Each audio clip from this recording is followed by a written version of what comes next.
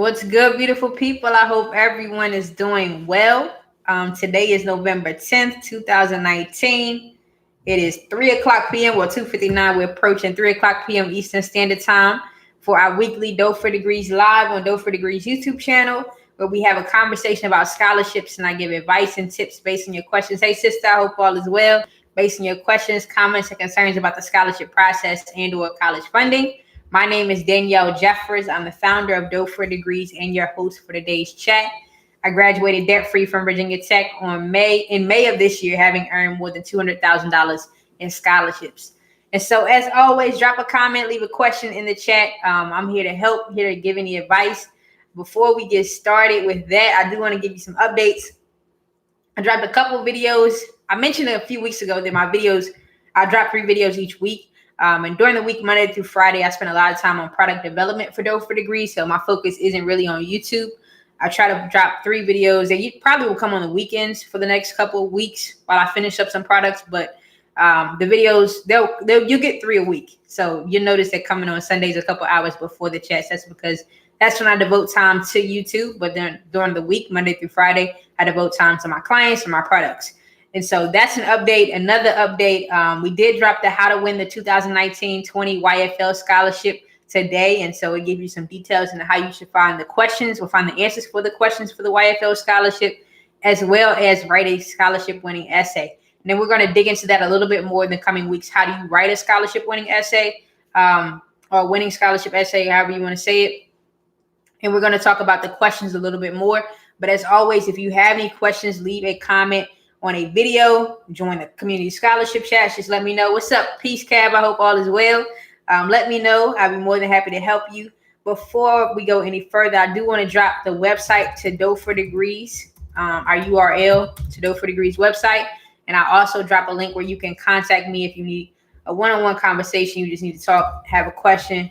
Heads up. Let's see. I do want to add too that I'll be in Philly next week. So anyone who's from Philly will be in the Philadelphia area. I'll be doing a speaking engagement at Sturgis Playground in Philadelphia. I don't know the address. We gave the back to school, when we did the back to school giveaway this summer, the In My Bag tour, we gave away the supplies there. And so the address, you can Google Sturgis Playground, Philadelphia. It'll probably pop up. But we're going to speak there on the 15th. And I'm in Philly Corey's getting honored by an organization. They're having an adult prom. They're going to honor Corey for his work and commitment to helping the students in the city of Philadelphia, where he's from, this past summer. And so Kevin and I, Corey, will all be in Philly this week. I'm going up on the 14th through the 17th. I'll be up there the 14th through the 17th, and I'm coming back to Woodbridge. But yeah, if you had a chance, come out. We'll be talking about scholarships during our speaking engagement. And then at the event, the adult prom, it's more like a kickback and relax thing. So we'll definitely be there with some friends and family, just enjoying the moment and celebrating Corey as he receives his award. What else is coming up? Let's see. I'm gonna tease something. Some big news is coming soon for Dope for Degrees. I'm going to be a professor at the College of Southern Maryland in February 2020. It is official. I'm also going to Maryland this week to sign some paperwork and get everything in tune. We'll get everything situated. So February 2020, stay tuned to our YouTube channel. More updates are coming soon, but I'll be an adjunct professor at the College of Southern Maryland, teaching a course called College Without Student Loans. And so I'll be teaching basically what I teach through Dope for Degrees, teaching students how to earn scholarships to go to college and graduate debt-free. But it's at another level now, because now we're taking it to college. We're actually going into institutions. So once again, stay tuned to YouTube with more updates about that.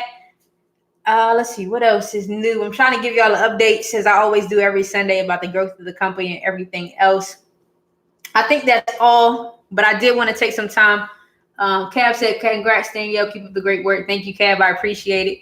Shout out to A2. If you're not familiar with A2, thank you, sister, for dropping that address. Sturgis Playground, 200 West 65th Avenue, number 20, Philadelphia, PA. If you're not familiar with A2, A2 is a partner company of ours. They are a marketing partner through Dope for Degrees. Auchtoctones Assembly is the full name. The abbreviated, or the DBA for Auchtoctones Assembly, is A2, and it's a nonprofit organization dedicated to raising up American indigenous voices so that they know who they are and they know how to serve their communities. And so once again, I'm going to drop the link to A2. I've done it in previous videos, but I'm going to give you that information now, where you can learn more about your Indian heritage. That's something I found out about a couple months before I graduated. I did my genealogy, and my family always said we have Indian in our family, but I never done the research, and no one had any documentation or proof they could give me on hand to show me which tribe I came from. So I found my tribe, the Saponi Catawba tribe. A lot of my ancestors originate from Caswell County, North Carolina. And so I could have won a lot more scholarships had I known my heritage and done my genealogy sooner rather than later. But now I just teach students all the time. There are different ways you can find scholarships, whether it be your race, your gender, your sexual orientation, the sport you play, your merit, which is your GPA, your talents, what have you, your grade point average. That's what GPA stands for. There are different ways you can find scholarships. And if you are a minority, according to U.S. standards, where you're not, you're probably melanated, American Indian, Black, whatever you want to classify, Hispanic, whatever. If you classify as a minority, there's a lot of funding available for students who classify or identify as minorities who want to go to college and graduate debt free. And so you'll want to do your individual research per your institution. What do they have available? In last week's episode, I believe we talked about the student who goes to a private institution and it costs $70,000 a year. What's up, Cab? Gataba in the house. That's right. That's right. It costs $70,000 a year, and they come from a single parent household where their parents don't have a dime to contribute to the cost of education. 9 times out of 10, if you're going to a PWI, which is a predominantly white institution in America, the United States, institutions, higher education institutions are typically broken down into 2 sectors. And then from that, there are other sectors of how they rank or categorize higher education institutions. HBCUs are historically Black colleges and universities. And then you have PWIs, predominantly white institutions. And from there, you have the Ivy Leagues and the D2, D3, D1 schools, which focuses more on athletics. But if you go to a PWI and you're a minority, you will probably get a lot more funding to help you go to college, because they don't usually serve a lot of minorities, hence the term PWI, predominantly white institution. And so I know for me personally, I received a lot of need-based aid. And if you don't know the difference between need-based and merit-based aid, please go watch the last video we just dropped on Dope for Degrees YouTube channel today, called What are the 2 categories of scholarships? That's an FAQ video. What are the 2 categories of scholarships? There are 2 categories of scholarships. There are need-based scholarships and merit-based scholarships. Need-based scholarships are based on your household income, which is information you give to the federal government when you submit your FAFSA. If you haven't submitted your FAFSA, please go ahead and do that. We've been talking about that on this YouTube channel almost in every video for the last few videos. It opened on October 1st, and you want to submit it as soon as possible to get it off your plate so that you can qualify for the maximum amount of aid. And so go ahead and submit your FAFSA, whereas merit-based scholarships are based on your talent, skills, and abilities. And so when I was a high school senior, I qualified for a lot of need-based scholarships because my parents didn't have the money to send me to college. And when I submitted my FAFSA, the FAFSA gave me a figure known as the EFC. That's E for elephant, F for family, C for circle. That's how I'm spelling it out to you. But it actually stands for estimated family contribution, the amount the government believed that my family could contribute to the cost of my education based on our household income, which includes assets and those things. And so you definitely want to take the time to submit your FAFSA, because some scholarships require proof that you submitted your FAFSA, also known as the SAR, S for Sam, A for Apple, R for RAM. That's how I'm spelling it out to you, but that actually stands for Student Aid Report, which is a summary of your FAFSA. And so I feel like I need to do a FAFSA video and break down these terms to you. If you haven't checked out the latest video for Dope for Degrees, please do. In the description box, I left a note. I try to leave notes and thoughts just to keep your mind running in regards to this. And I said, if you're going to college, you have to understand the language of college. As with anything, when I started building a business, I had to understand how business works, but then I also had to understand the language of business. They talk in a different way when you move in different sectors and industries of the world. And so if you're going to college, when you decide in your head you're going to college, you should also take the time to study how the system works. And so you need to know these terms like EFC, FAFSA, SAR, SAR, what else? Pell Grant. Like, there are a lot of terms I had to learn on my own because no one taught me in order to succeed in college. And you don't want to walk into the financial aid office and say, hey, why do I owe y'all money? And then they start talking about your budget and all these things and you're confused. Just take the time to study up on it now. And so we're going to keep dropping content on related to that on Dope for Degrees YouTube channel. I'm going to probably drop it under the category of the FAQ series just to keep it all organized. Stay tuned. At any time you have any video suggestions, questions, comments, concerns, let me know. I'm going to jump to another topic while I wait for a question or comment to come in. What I will say is that one thing I've been learning a lot recently, and this applies to scholarships directly, is patience. Patience is about the attitude you have while waiting. Patience is not about waiting because anyone can wait for something to happen, but patience is about the attitude. I remember being a kid and I was like, Mom, why are we in the drive-thru line? I've never liked lines. I hate waiting for stuff. And she would be like, we have to wait anyway, be patient. And that hit me now in this season of my life when I'm going through what I'm going through. But I was like, you have to wait for things anyway. Things have to come at a appointed time. Everything's not going to come at your finger, like when you snap your fingers, but you need to be patient. And patience is about the attitude you have while waiting. And so we can wait all day. We can wait to get these scholarship update letters where they tell you whether or not you won the scholarship or you lost. Like, you're going to have to wait. Sometimes you'll get rejected, but if you're patient, you'll win. And so when I talk to students and families all the time, I said, scholarship process is a journey. It is not a one and done type thing. I was rejected more when I applied for scholarships than I was accepted. I received more letters of rejection and more people telling me, no, I didn't win the scholarship, than I received people telling me, yes, and congratulations. But you have to be patient in the process. And it's okay to get frustrated. Like, I got frustrated. I get frustrated with things now. Why is this business taking so long to get to the point I wanted to get to? We're approaching 4 years in a couple of months. Dope for Degrees is going to be 4 years old on January 14th of 2020. I started in 2016. And I'm like, I'm still not at the point I want to be at, but I've been putting in hours every single day of my life since I started, and I'm still not where I want to be, but I'm patient. And so what I want you to encourage you to be is to stay steadfast and unmovable. What that means is to stick to what you said you would stick to. Commit to the process. That's one of the first steps when you're applying for scholarships, is your commitment. And commitment is simply doing what you said you would do long after the initial feelings you had in the moment you committed to it have left. So I'll say it again, and I'll break it down because I use the word in the definition. So let me change it. Commitment is doing what you said you would do long after the initial feelings you had in the moment have left.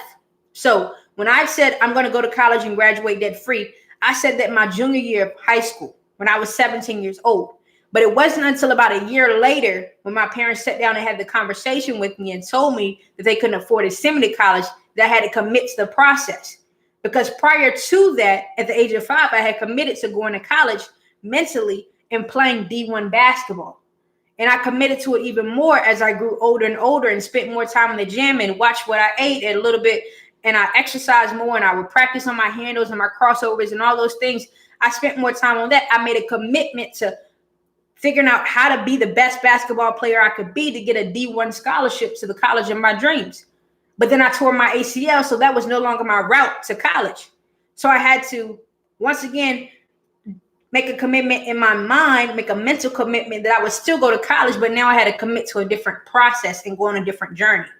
And so the scholarship process is a journey. It is that in and of itself. It's a process. There are steps you have to take to see your success, but then it's also a journey. You're going to go through ups and downs. You're going to be on top of the world when you win $10,000 in scholarships in 1 month. And then you might be in a slump when you haven't won any in 3 months. I've been there. I know what that feels like. And you're up against the wall and you're like, well, I have to take out a loan this semester, especially when you get physically tired of applying for scholarships, because it is a job. It is not easy. And the reason why it's not easy is because, first of all, very few people have hundreds of thousands of dollars in their pockets to pay for their kids to go to college. And so you're talking about going to this place full of opportunities, college and higher education, where there aren't any guarantees, and you expect to go in there empty-handed. No, you're going to have to give up something. And so either you're going to give up and sacrifice on the front end and apply for these scholarships and figure out how to get this funding without having to take out a student loan, or you're going to sacrifice and pay on the back end where you have to pay back your student loan debt. In either route, you're going to have to do some work. So why not be proactive and knock out that phase of your life sooner rather than later? Think about it this way. The decisions you make between, and I'm making it traditional because students usually go to college at the age of 18 and then they graduate in 22 with their bachelor's or what have you. So if you make this decision, 4 years of your life can impact the remainder of your life. From 18 to 22, you're making some of the biggest financial decisions you'll ever make. Going to college, which college would you go to? Are you going to be able to graduate debt free? Are you going to graduate with a little bit of debt or a lot of debt? What's your earning potential once you get out of college? Your earning potential impacts your ability to pay back your debt. If you earn less than you need to meet your monthly student loan payments, and you're just barely keeping a roof over your head and food on your table, and you only have $50 extra in your pocket each month, it's going to take you a long time to pay back your debt. And you're going to spend more money on your degree than you originally could have because you're going to pay back in interest so much. And so this decision you make between the age of 18 and 22 will impact the rest of your life. And some students get in a situation where they made a tough decision to go to college and then they don't finish. And so now your student loans are in repayment and you don't have a degree to show for your work. And so you have student loan that you have to pay back. But now it's like, well, how am I supposed to get a good paying job to pay back this student loan debt when I don't have a degree? And so this decision is not just a play decision. I know they make it seem like the best thing in the world on TV. And it's supposed to be the best 4 years of your life. And everyone goes to college. Everyone's doing it. No, everyone's not doing it. Everyone is not going to college. Everyone is not graduating with a lot of debt because it's expensive. And because it's portrayed in a way where it's almost as if you need it to live and survive, people feel under pressure before they even like get to the point where they need to make a decision. I talk to middle schoolers all the time, and they're like, I got to keep my grades up so I can do well in college, so I can get into college. I can't mess up. I can't afford to go have fun this weekend because I need to keep my grades up for college. Some of these students are stressed because of the pressure of college. And they're so stressed to actually get into the school, and no one's having a conversation with them about how to pay for it. And so that's the issue in and of itself, because the cost of the college education is going to impact them more than their experience. My sister asked, what techniques did you use to help you get through the times where you didn't get scholarships for months? Patience. I had a support system. That has always been the reason, well, one of the reasons why I've succeeded in the work I've done is because of my support system. Having my family, having my friends, having my mentors, my teachers on campus who encouraged me, who asked and checked on me, because that was a job in and of itself. I was applying for scholarships while I was building my company, while I was completing the requirements for my degree. And I had like 2 other on-campus jobs. And so there was literally no time to sleep. And I would get stressed because I'm like, this isn't working right now. And I still got to do this over here and take care of my clients and what have you. And so you really have to encourage yourself, and you have to build a community, build a team who's willing to support you and help edify you, build you up, and encourage you to keep going forward when you feel like you're tired. And if you need to take a break, take a break. But take a strategic break, because I took a break during one semester, I think it was fall 2017, and I knew I didn't have enough money to pay for the next semester without having to take out a student loan. And I was physically exhausted. And I was like, I'm tired. I'm just going to take a break. And I ended up having to come out of pocket and paying my school $2,000+ over the course of that semester on a budget tuition plan to avoid taking out a loan that semester. And so if you're going to take a break, take a strategic break. And I'm not telling you what to do, but I'm saying you could take a semester off. You could do whatever. But just know that the decisions you make will impact you, especially if you've already taken out student loans.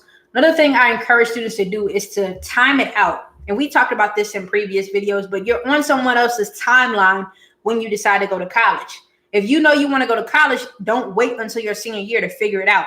That's like waiting until your senior year to figure out how you're going to generate $100,000 in 9 months to pay to go to college. Some people don't make that in a year. And that's what happened to me. I had to figure out how to get the money.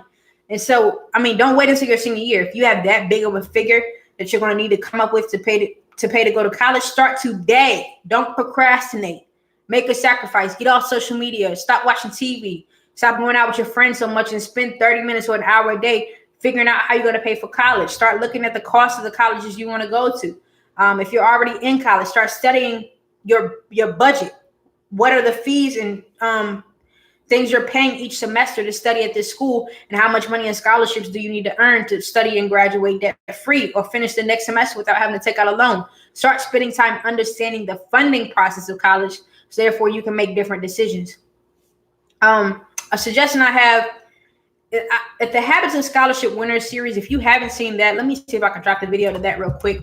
That gives you step-by-step details every single month. We put out that video every single month to give you step-by-step guidance to help you understand what steps you should take to win scholarships. And so that Habits of Scholarship Winner series, it may not be one of the most fun videos or like it may not come off as fun, but that's when you really start taking steps toward your success. All these videos where I answer questions, hey, that's great.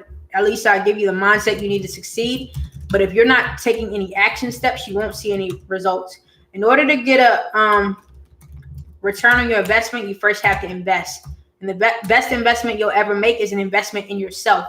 And so if you're going to get a return on your investment as far as going to college, you need to spend time investing in yourself to make sure you're ready to go to college. And so take these steps each month that we suggest to earn scholarships. And as always, y'all have the link to contact me if you have any questions. That link is above as well.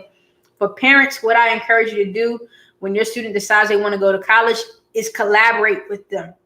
Don't be an opponent. Y'all are both playing on the same team. You both want your student to succeed. You want to see your student do well in life, hopefully.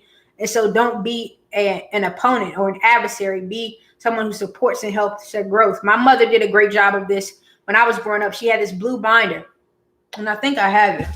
This might not be the exact one, but she had a binder like this where she would put in scholarships that she found in the newspaper and stuff like that. She would cut the clips out and save them, and then I would take the time to apply for them. And so, like, these are scholarship letters. Like, it's full of stuff. It's kind of heavy. That's why it's sliding everywhere. But she would collect clips and go spend time throughout the week finding scholarships that people were winning in my hometown. And then when it was time for me to apply for those scholarships, I had a list to start from because she had done the groundwork. And so if you all are going to work together, you both should be finding like 5 scholarships a day to help them apply for scholarships. And so that's something easy. Like, you'll spend that much time watching TV, eating Cheetos or whatever. You should find 5 scholarships a day. I mean, spend like 30 minutes doing that. And by the time you finish that week, if you found 5 scholarships in a day over the course of a week, what's that? 5 times 7? That's a good amount. You tell 5 times 7, that's 35, right? 8, it's 35. And then you found 35 too. You got 70 scholarships each week that they should start from. And by the time I graduated, I had applied for like 100 plus scholarships. I don't even know exactly how many it was because I lost count. My sister said, yes, 35, thank you. And so what I'm saying, it's a collaborative effort. This process is not something that's easy. And it's not something I encourage anyone to do alone. You're going to need people to help you. I'm a very disciplined person. I was a very disciplined student and someone who commit to something and stick through it. But even if you are, like, it's not going to be easy. You're going to need someone in your corner to help you succeed.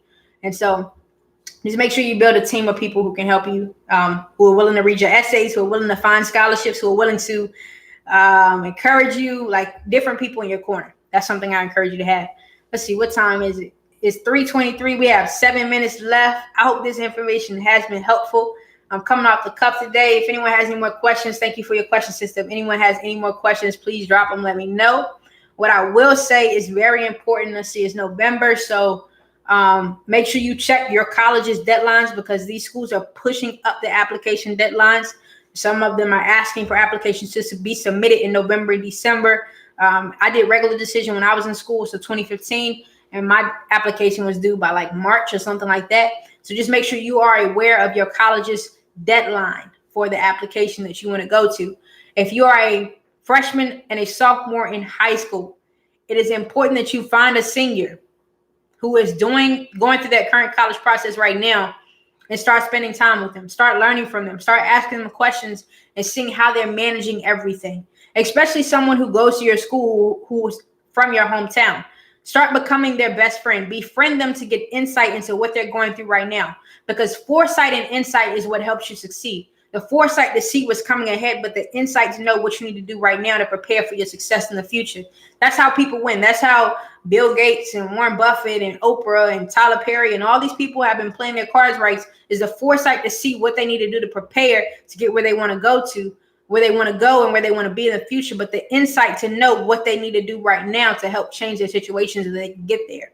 And so for me personally, I spent time with seniors when I was a freshman in high school. And I didn't spend a lot of time with them, but I spent enough time with them to sit down and have a couple conversations where it's like, well, how are you balancing everything right now? What's on your plate? Because senior year is one of the most busiest years of your secondary education. Not post-secondary, not after you graduate from high school, but your high school education, because you have prom that year, you're taking SATs, ACTs, you're applying for scholarships, you're identifying your colleges, you're getting ready to move away from your hometown or go to a school in your hometown or the surrounding area. You're getting ready to make a transition. You're still trying to keep your grades up. You're probably doing community service. There's a lot on your plate at one time. And the more work you can do to prepare for that moment, the better off you'll be. And so it doesn't hurt to spend time with someone to see what they're doing. And if you see what they're doing isn't working, then take notes and don't do that. Do something different. But that goes back into time management. If you do not know how to manage your time, you will fail. But time is one thing everyone needs to succeed, and it's the one thing we don't control. You can't control how many hours you get in a day. You can't control if you'll get to see the next few hours. Like, you don't have any control over that. But what you can do is control the time you have and plan as if you will have more time. So what I'm saying is, know what your priorities are. What are the things you're doing in your life? And when you talk about priorities, know the 10 things that you have to focus on in your life. Every semester, what I would do is I would list my priorities in order. And I wouldn't do more than 10, because then you're stretching yourself a little bit too far. That includes clubs and organizations, sororities and fraternities. You have your personal priorities, whether you have a faith, your health, your family, mental stability, emotional stability, well-being. That goes back into health. All those things, as well as dough for degrees, my business endeavors, my jobs on campus. List your priorities. And when you've listed your priorities, then you want to spend time listing the goals related to your priorities. So let's break it down. I had 10. For my first priority is always God.